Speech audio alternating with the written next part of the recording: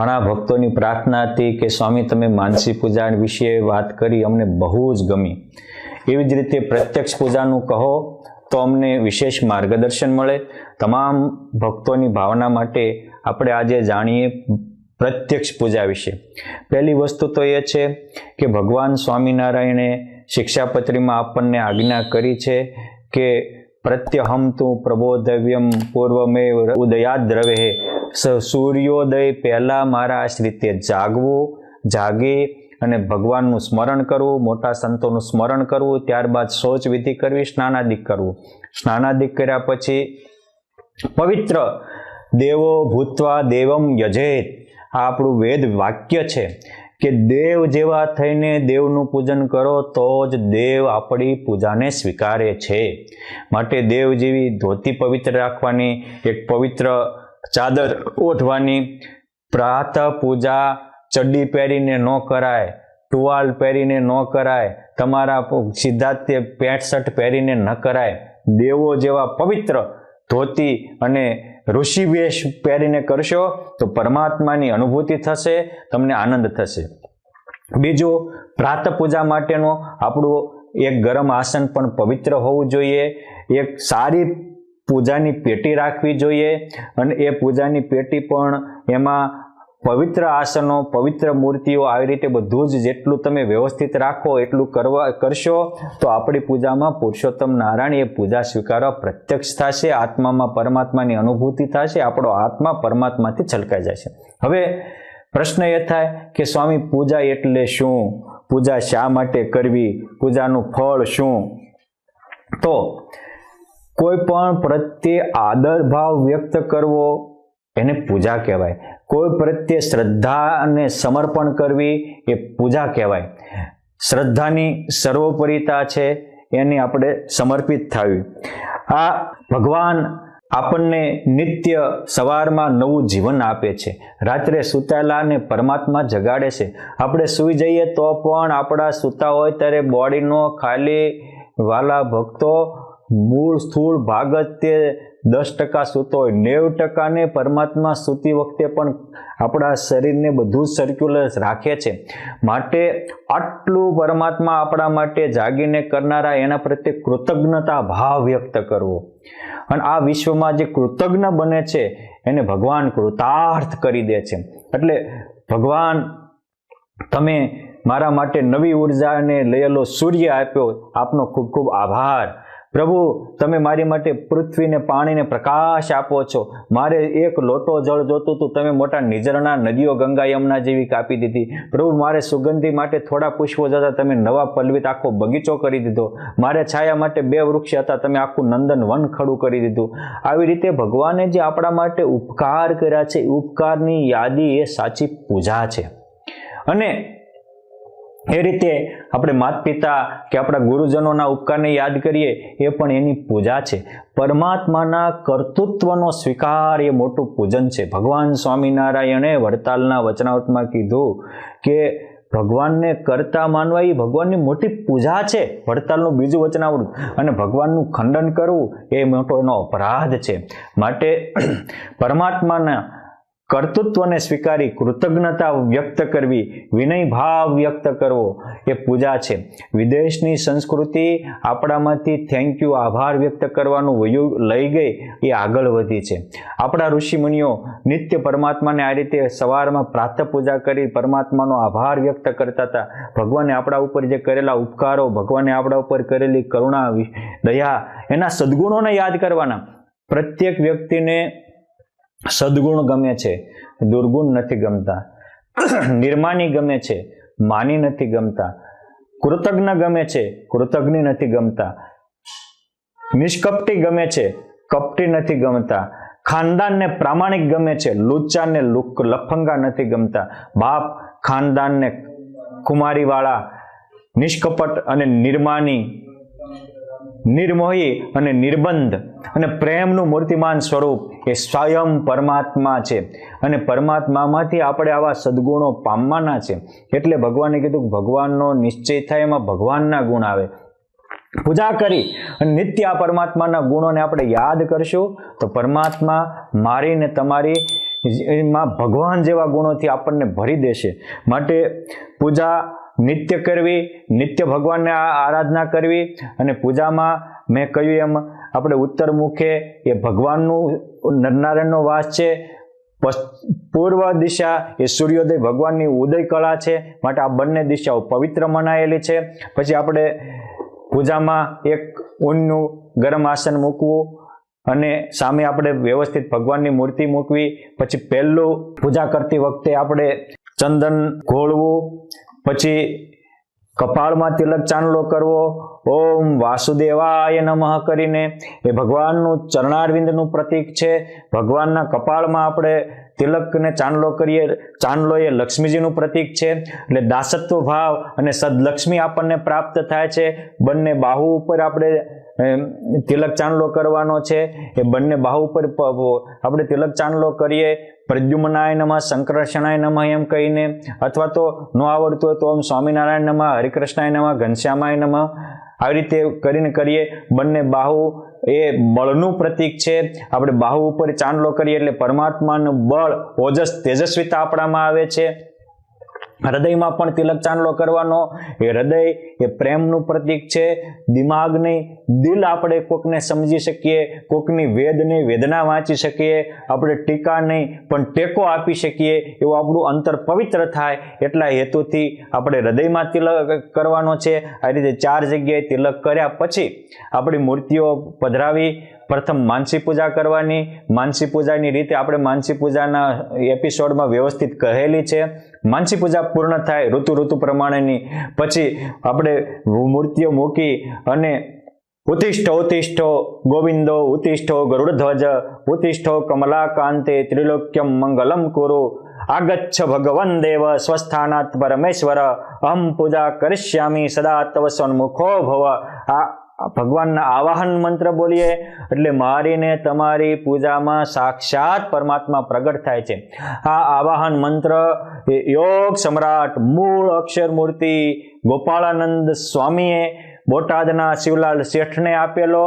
અને શિવલાલ શેઠે આ મંત્ર શીખી અને ભગવાનનું આહ્વાન કર્યું. ત્યારથી શિવલાલ શેઠની પૂજામાં નિત્ય પુરુષોત્તમ નારાયણ પ્રગટ થઈને સ્વીકારતા હતા. અને બહુ પ્રસિદ્ધ બાબત છે. જ્યારે આપણે પૂજા કરતા હોઈએ એ પૂજા એ આપણી આત્માને પરમાત્મા સાથેની વ્યક્તિગત મુલાકાત છે. પૂજા એ આપણે આત્માને પરમાત્માના પ્રેમથી રંગવાનો અમોલ અવસર છે. હવે સામાન્ય માણસ હોય અને આપણે એની સામું એ આપણે બેઠા ને આપણે બીજું કામ કરવા મળી તે ઉઠીને વયા જાય તો ભગવાન તો વયા જ જાય ને. માટે પૂજામાં મોબાઈલ નહીં રાખવાનો. પૂજામાં કોઈ વ્યક્તિ આપણે ડિસ્ટર્બ કરે એવું નહીં રાખવાનું. શિવલાલ શેઠે એકવાર એમના ઘરે કંઈક કામ આવી ગયું, પૂછવા આવ્યો ને સહેજ વૃત્તિ ગઈ તો પણ પરમાત્મા એની પૂજામાંથી વયા ગયા.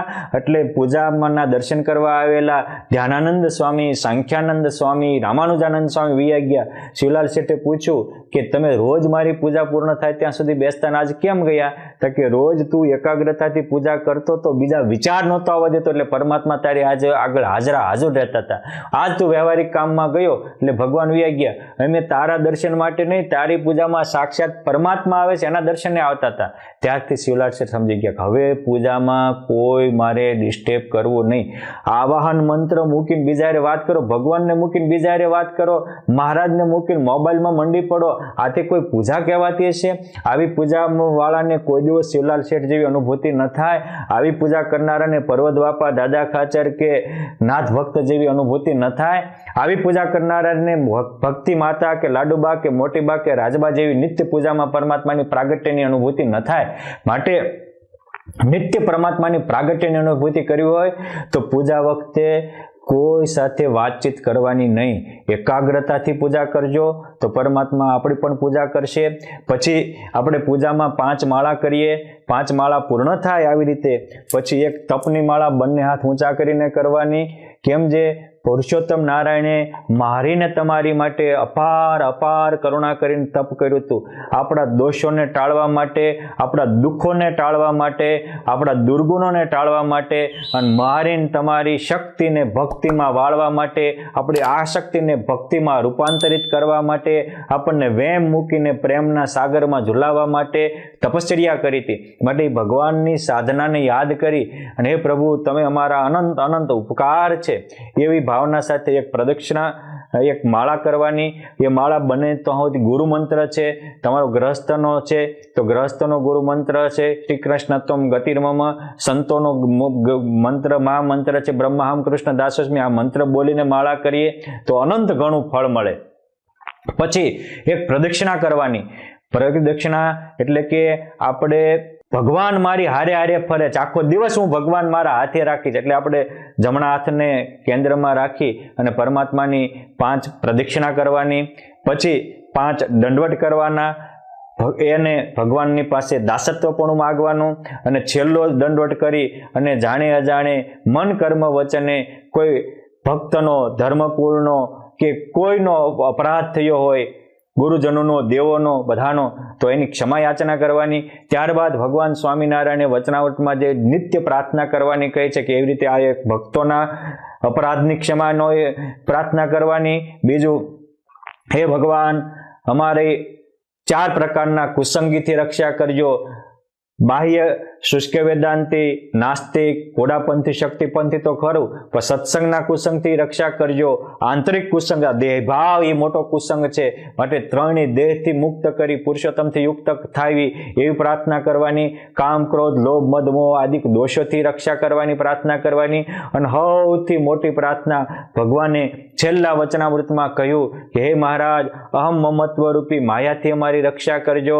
અને જેમાંને અહમ મમત્વ મુકાણું હોય એવા સંતોમાં ગાઢ ભગવાનમાં પ્રીતિ થાય, એવા સંતોમાં એ ભગવાનમાં સુખ બુદ્ધિ થાય, સ્નેહ બુદ્ધિ થાય, મમત્વ બુદ્ધિ થાય, આત્મબુદ્ધિ થાય અને મારો અને તમારો આત્મા પરમાત્માના રંગે રંગાઈ જાય.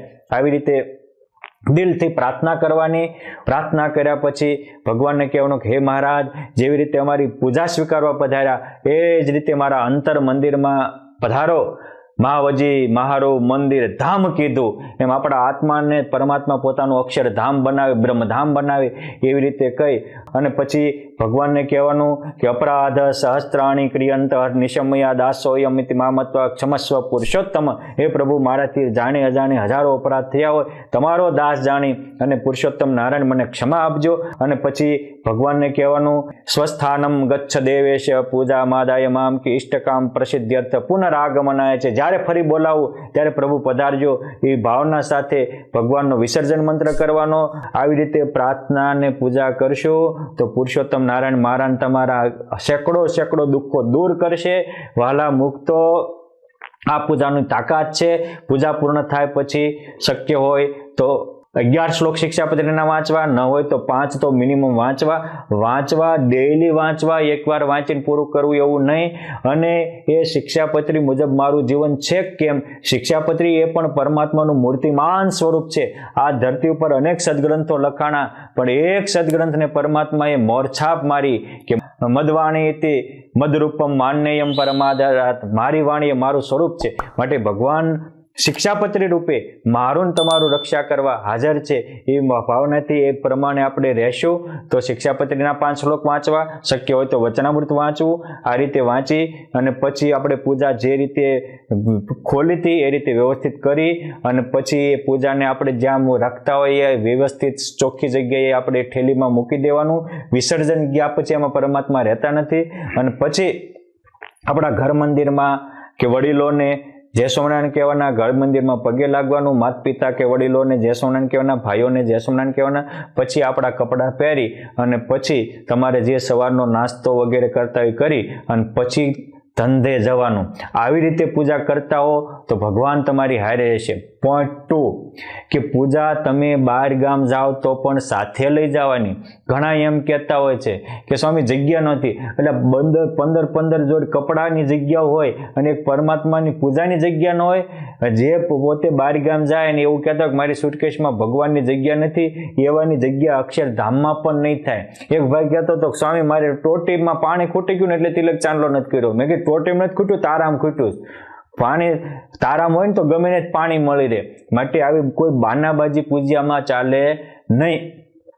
એ મેઘપુરના સુંદરજીભાઈ સોની જામનગર ઘરાણા માટે ગયા હતા અને ઘરાણા વગેરે ઘડાઈને આવતા હતા ત્યારે અમુક ચોર લોકો, લૂંટારા લોકોને ખબર પડી અને એ પગ દબીને આવતા હતા અને પાછા ત્યાં ઓલા વહેલા નીકળ્યા હતા અને વચ્ચે ઉડ નદી આવે. ઉડ નદીમાં એ બધા જ લૂંટારાઓ ભાળી ગયા અને સુંદરજીભાઈ સુતારને સોનીને પકડી અને મારવા તૈયાર થયા. ત્યારે એની પાસે પૂજા હતી. તમે વિચારો, વહેલા હતા, પૂજામાંથી ભગવાન કાઢી અને સ્વામિનારાયણ કરવા માંડ્યા અને ભગવાનનું નામ કર્યું. ત્યાં ઓલા લોકોએ એના શરીર પર તલવારનો ઘા કર્યો ચોર લોકોએ.